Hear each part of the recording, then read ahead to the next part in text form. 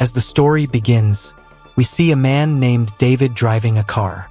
There was snow all over the city, and in this snowstorm, the government banned everyone from going out on the road. Anyway, David now stops at a restaurant owned by Anna. Anna's hotel is also not very rushy because in this storm, many people avoid going out of the house. That's why the hotel staff was also on leave. Anna was also going to leave, but she stopped after seeing David. She brings David's order, and in the meantime, we notice that she is very nervous. She is getting calls from someone again and again. Suddenly, her eyes go out of the window. Car had stopped there, seeing which Anna was even more scared. That is, the caller had now reached here. As soon as this man enters the hotel, he starts forcing Anna, because he wants to meet his daughter, and Anna is his ex-wife. This man was a drug addict, so the court banned him from meeting his daughter. Now, before this man beats Anna or misbehaves with her, David, who was sitting behind, tells this man to stop. His action increases Anna's husband's anger. In anger, he reaches David to fight with David. But David was very calm, who tells him that you have only two options. Either you fight with me and go to jail, or you go home comfortably, prepare to quit your addiction, and then take your daughter back from the judge. This husband was afraid of David calling the police, so he quietly left from there, and his departure had relaxed Anna. All this happened because of David. David's wisdom handled this situation easily, and because of this, Anna could not resist herself without being impressed with David.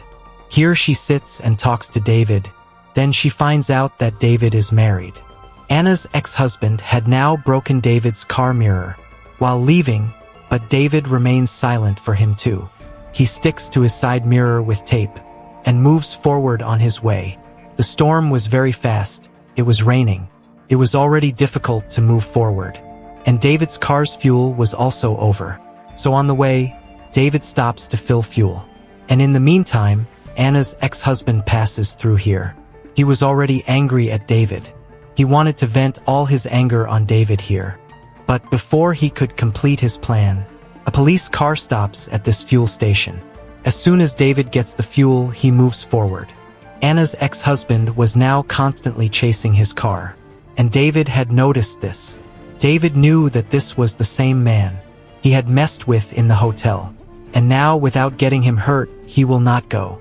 To save himself, he starts driving fast.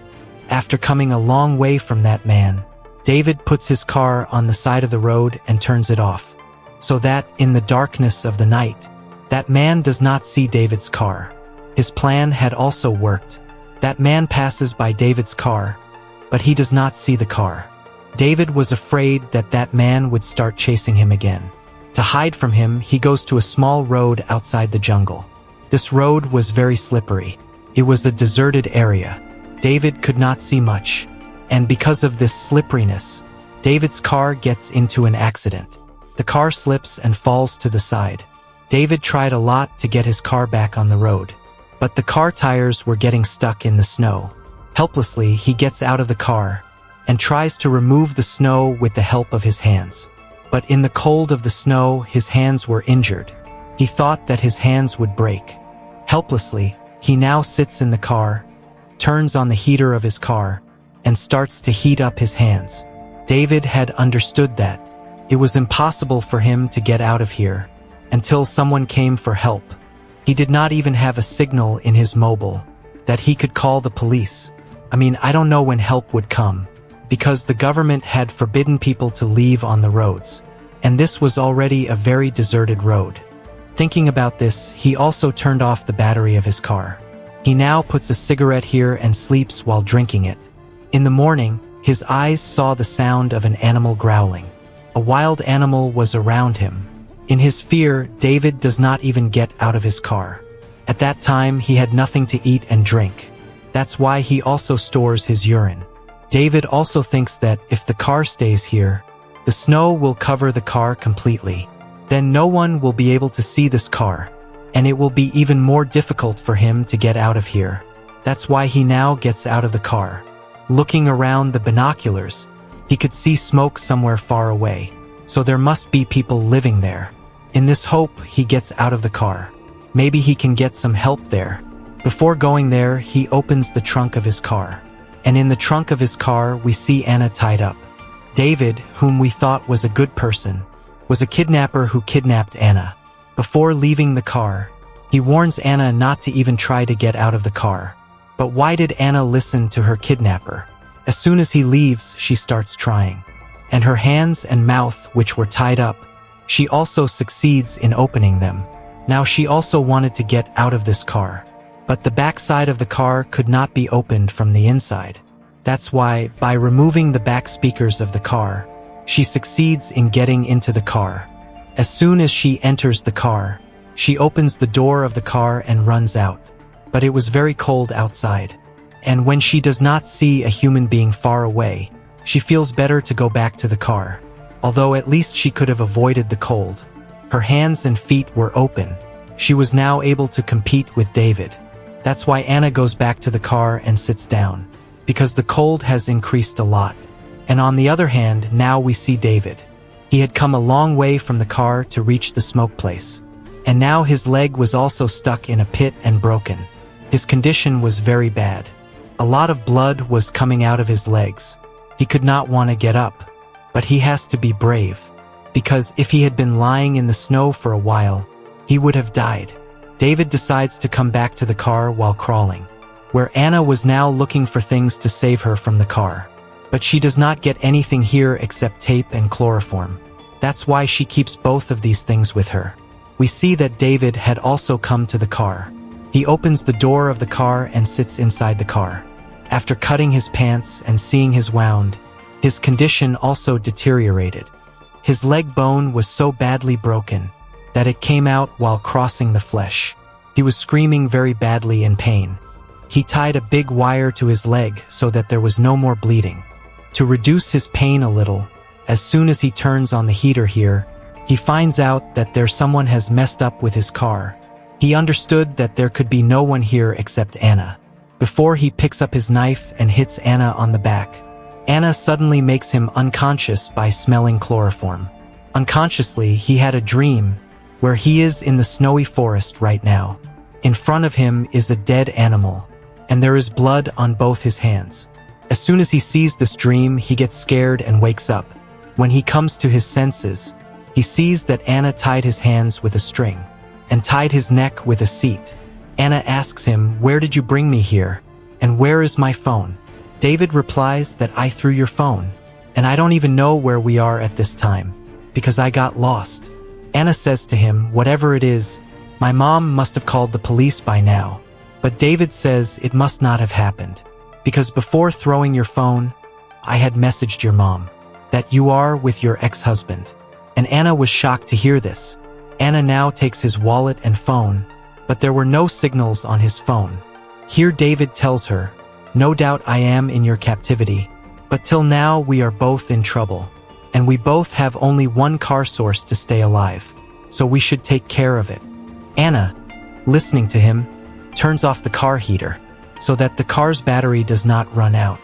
After this, she checks David's wallet, where there were a lot of fake IDs, which clearly meant that David is a fraud man, and he never stays in one place. Anna was very tired, and she felt sleepy, so she picks up the children's seat in David's car and throws it out of the car, so that she can sleep here comfortably. But how could she sleep comfortably when David was there? So before going to sleep, she had also made David unconscious by smelling him with chloroform. This time too, in a state of unconsciousness, David sees the same dream that he had seen before. There was a dead animal in the snowy place, whose blood was on David's hands. Afraid, this time too, David comes to his senses.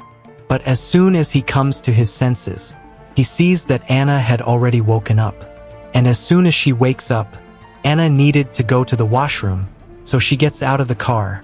And taking advantage of this opportunity, David locks his car completely so that Anna gets stuck outside.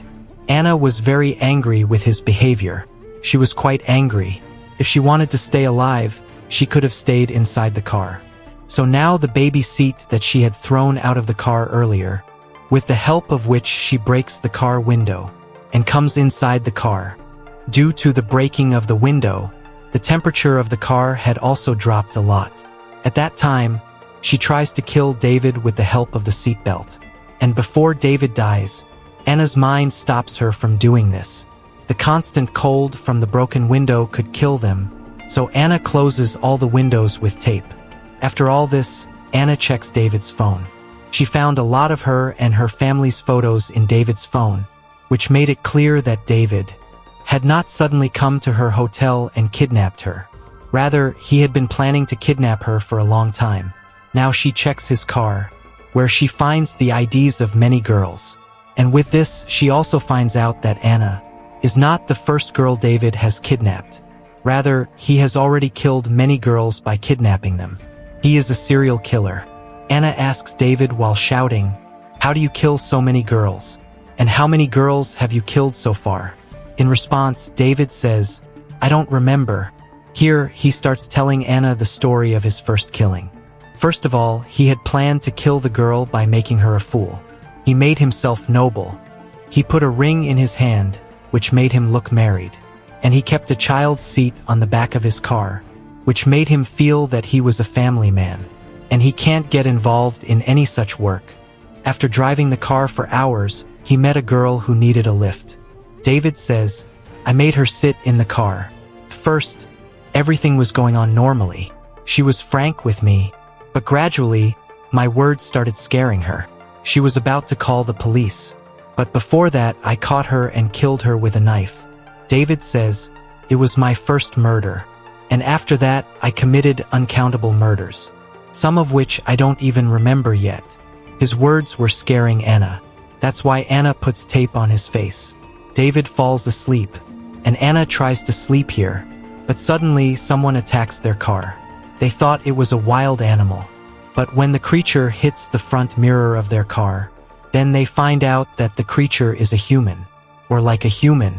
Before the creature breaks their car and kills them, Anna starts the car quickly, and many times by honking the car, she succeeds in getting him out of there. David was considering Anna responsible for getting to this creature. But Anna reminds him that, because of his blood lying outside in the snow, the creature came here. David's wound was now completely black. He had very little time. It was also possible that he would have died here. Anna tells David about this creature and says, "This creature was not a human. It was a spirit. It was a ghost. The people living here believe that. This creature kills the bad people who come here. And before killing his prey, he comes in his dreams and scares him." Hearing this, David was completely scared, because he also saw a creature in his dreams many times. During these talks, their car's battery also runs out. As a result, the heater turns off. Now they were in such a bad condition that they had to come close to each other so that they could stay alive from each other's body heat. David felt that he was going to die here now. That's why he tells Anna his story, that why he started these murders. When he was young, his mother was very cruel to him, and that's why he became so cruel. Actually, he killed his mom first, and now by killing these girls, he felt strong. But the real thing was that he was scared of these girls. Anna also tells her sad story here, that when she was young, her dad didn't treat her well. For years, she endured all this. And one day, she told her mom everything. After that, her dad was jailed. Anna thought that David had mercy in his heart while dying. That's why he is behaving well with Anna. But by doing all this, he was only making Anna a fool. Putting Anna in his talks, he released his hands and feet. And before Anna could understand anything, he tried to kill Anna by strangling her. Now Anna was not completely dead. Suddenly, someone opens the door of the car. The same spirit coming in from outside was the same creature, whose story Anna had told to David. It was going to take Anna with her, but Anna takes off her jacket to save herself, which was held by the creature. Such creatures gets David. After taking David from here, Anna quickly locks her car, and the creature couldn't come here again to find her. That's why she hides in the trunk of the car. She didn't even wear any thick clothes. Maybe this cold would have killed her now. But she was lucky. The snowstorm stops. And as soon as the snowstorm stops, The ice-removing cars come here, the driver of which also sees this car. And as soon as he comes to this car, he sees the dead David's organs here. After checking the car well, he did not find anyone in the car. But then when he opens the trunk of the car, there was Anna. Because of the cold, her condition was very bad. But she was still alive, which will be rescued now. Her life will be saved. And showing this film ends here.